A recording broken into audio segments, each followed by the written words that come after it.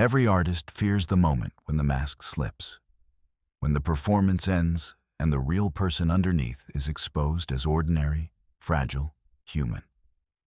For Prince, that moment came in the summer of 1993, on a night when the war with Warner Brothers had reached its breaking point, when the word slave he'd written on his face felt less like protest and more like truth. He'd left Paisley Park in a rage after another failed negotiation, his team begging him to compromise, to be reasonable, to remember what he had to lose. But Prince had never been reasonable. He'd built an empire on refusing to compromise, on demanding total control over every aspect of his art. And now that empire felt like a prison, the walls closing in with every contract clause, every lawyer's argument, every reminder that he didn't own the music he'd created with his own hands. That Monday evening, he was scheduled to make a quiet appearance at a veterans fundraiser in downtown Minneapolis, one of the anonymous donations he made regularly. The kind of charity work his publicists never knew about, because Prince preferred it that way. He almost canceled. The rage was still burning in his chest, the humiliation of being told that changing his name to an unpronounceable symbol was career suicide, that writing slave on his face made him look unstable. But something made him go anyway. Perhaps the same stubborn defiance that had defined his entire career. He arrived late, slipping in through a back entrance, wearing sunglasses indoors and a purple silk shirt that caught the light. The event was small, about 200 veterans gathered in a community center. If this story speaks to you, consider subscribing to discover more hidden chapters from music history that transformed lives in unexpected ways.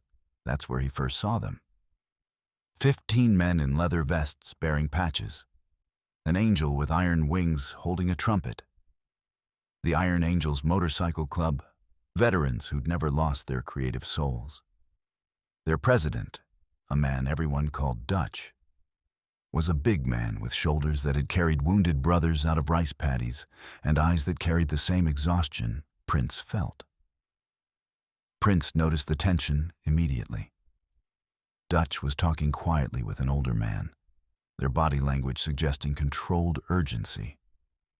Then a phone rang, shattering the moment. Dutch's face went pale as he listened, his hands starting to shake. When he hung up, he turned to his club members with devastation in his eyes. The clubhouse is on fire. Everything's burning. By the time they reached the clubhouse, the fire department had controlled the flames, but the building was a total loss. 30 years of history, photographs, instruments, and legal documents were turning to ash. Dutch stood in front of the ruins, tears streaming down his weathered face. Maestro, a 72-year-old saxophonist who'd known Prince's father, led him closer. Prince, he said quietly, using the name everyone else had been legally ordered to stop using. Your daddy would have been proud of what you're doing, fighting for what's yours. Dutch looked at Prince with eyes that held decades of pain. Not just a building, our proof. 30 years of documentation gone. We've got 5 days before the city council votes to revoke our nonprofit status. Without that, we lose everything. Prince understood immediately. This was about identity, about the right to exist on your own terms. The same battle he was fighting with Warner Brothers. They wanted to own his name, his music. These men faced the same threat. 5 days, Prince said thoughtfully. That's enough time if we're smart about it. You need strategy, not sympathy. You need someone who understands how power actually works. He removed his sunglasses, meeting Dutch's eyes directly. I've been fighting a war over identity for 5 years. I've been fighting people who want to own my name, my music, everything I've created. They have lawyers, contracts, billions of dollars. And I'm beating them, not by playing their game, but by changing the rules. The Iron Angels had no way of knowing that the man standing before them in purple silk had spent the previous 48 hours locked in his Paisley Park studio, recording a song called "The Most Beautiful Girl in the World," while simultaneously preparing to sue the company that owned his name. They didn't know that just 3 days earlier, he'd appeared at the American Music Awards with the word "slave" written on his face, a protest so shocking that even his closest allies had begged him to reconsider. They saw only a 5'2" musician offering help, not understanding that Prince was fighting the exact same battle on a much larger scale. Dutch studied Prince's face, seeing something in those eyes that reminded him of his own reflection after Vietnam, the look of someone who'd been to war and refused to surrender. "Why would you help us?" he asked quietly. "You don't know us. This isn't your fight." Prince's response was immediate. "Every fight for identity is my fight. Every time someone tries to take what you've built with your own hands, it's my fight. Warner Brothers wants to own me. Someone wants to erase you. It's the same war, just different weapons." He paused, looking at each of the 15 men gathered in the ruins of their clubhouse. "Besides, I know what it's like when the system tells you that you don't matter, that you're disposable, that you should just accept your place and be grateful for what they allow you to have. I've been fighting that my whole life." Maestro stepped forward, his weathered hands trembling slightly. "Your father fought that same fight. Different era, same battle. He never got the recognition he deserved, never owned his own music the way he should have. I watched it eat at him." The old saxophonist's voice cracked. "Don't let it eat at you too, son." That's when Prince made his decision, not just to help, but to show these men the strategy he'd learned through years of brutal education in the music industry's power structures. "We start tomorrow morning," he said, "and we start by understanding that they want you to react with anger, with violence, with exactly the kind of behavior that confirms their narrative about you. We're going to do the opposite. We're going to be so precise, so strategic, so undeniably right that they have no choice but to back down." Prince proposed strategy, not leadership. They gathered in Maestro's garage Tuesday morning, exhausted but focused. "You've got 3 separate battles," Prince told them. "Public perception, legal standing, and immediate survival. You need to win all 3 simultaneously." Within 6 hours, Prince made 3 calls: a sympathetic journalist, a non-profit lawyer, and his publicist. But it was the second battle, the legal one, that revealed something unexpected. The lawyer discovered an anonymous complaint filed 3 months ago by a for-profit security company competing for the same city contracts. The fire wasn't an accident. It was the final move in a calculated campaign to eliminate competition. "They're trying to make you look like criminals so nobody questions when you disappear," he told Dutch. "It's not about the fire. It's about making sure nobody mourns when you're gone." But the real emotional weight came from Maestro's crisis. Tuesday evening, Maestro told Prince his story. 30 years ago, he'd written Iron Wings, a jazz composition about coming home from war. 3 months ago, he heard it in a luxury car commercial. The corporation paid him nothing. Maestro's tears made it personal. "They stole it," he said. "I was young, desperate. They said I had no case."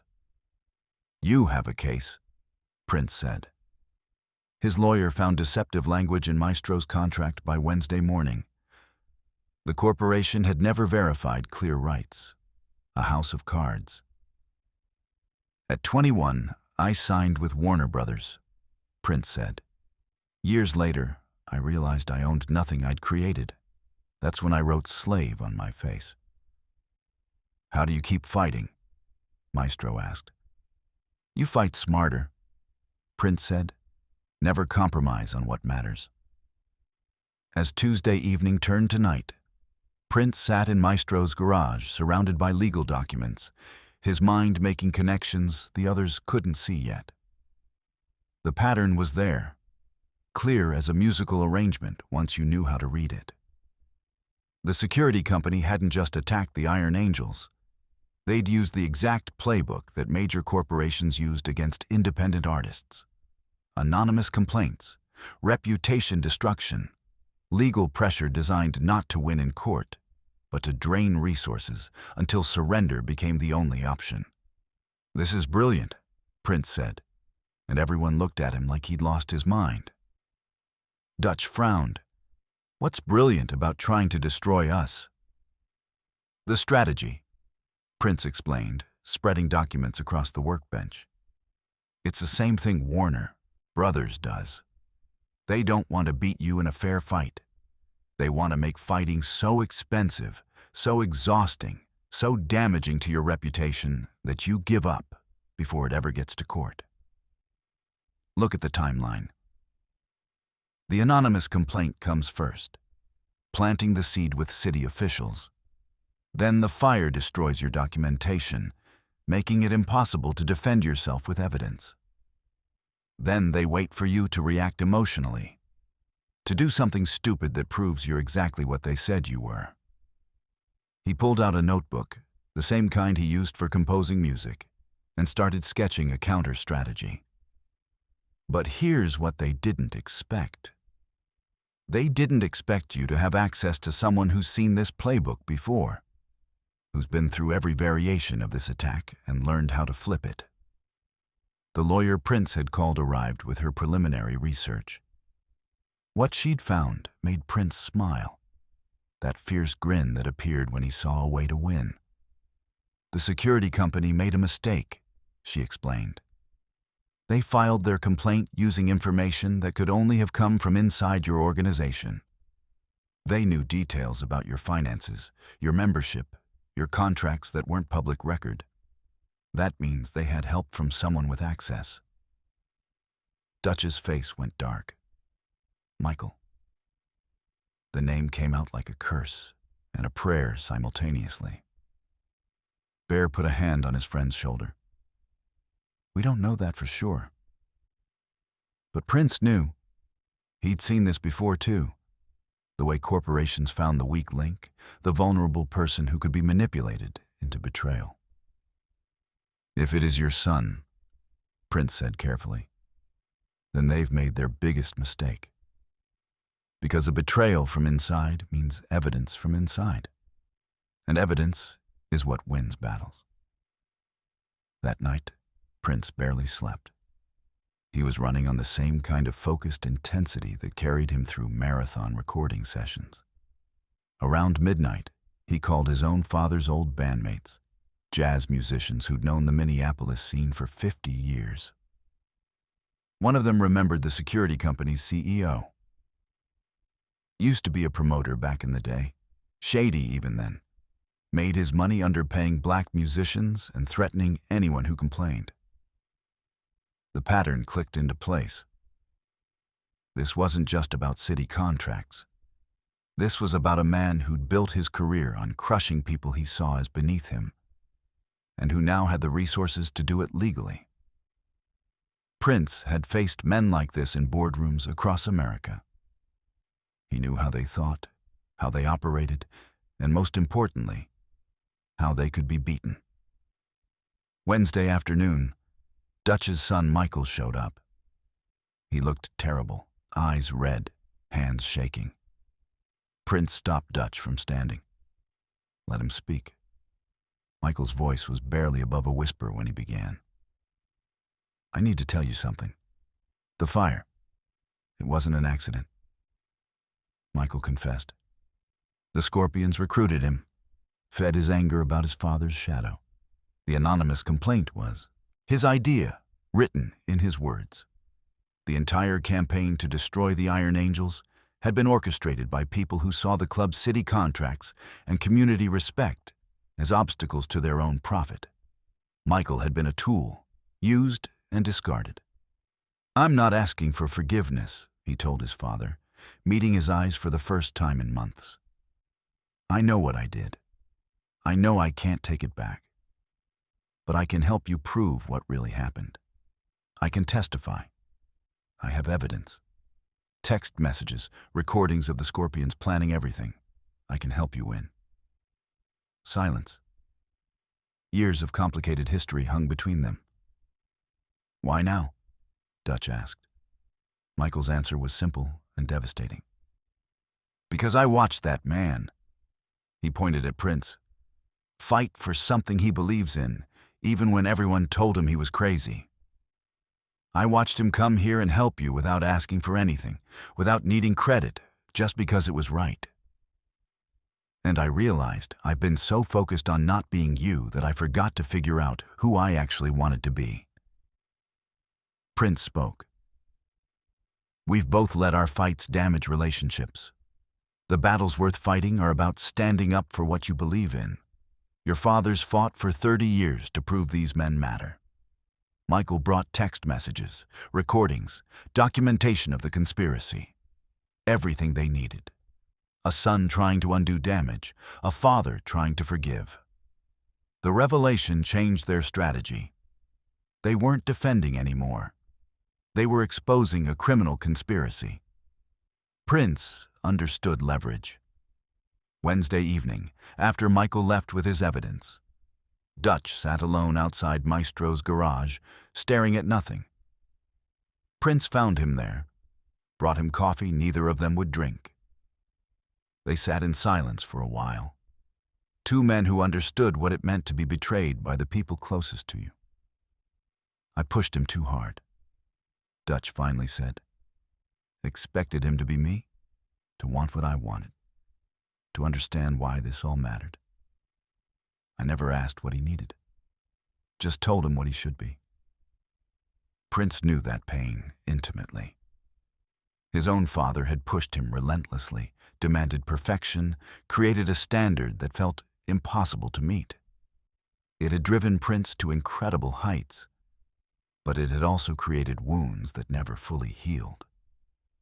"My father died while I was on tour," Prince said quietly.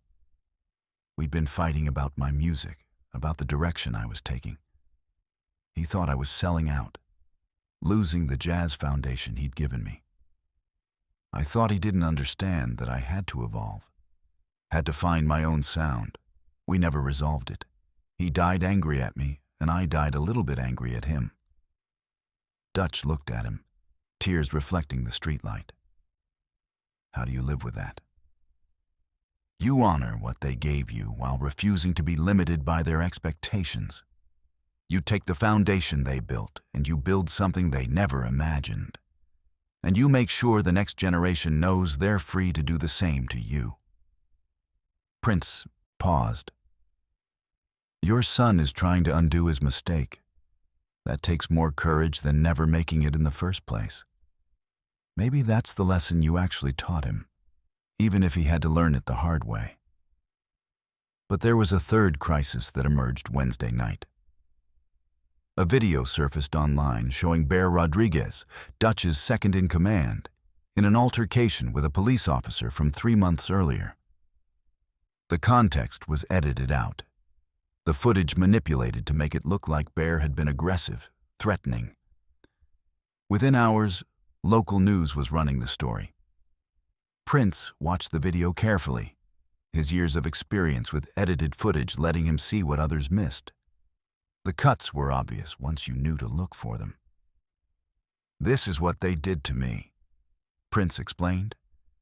"When I started fighting Warner Brothers publicly, suddenly there were stories about me being difficult, unstable, impossible to work with."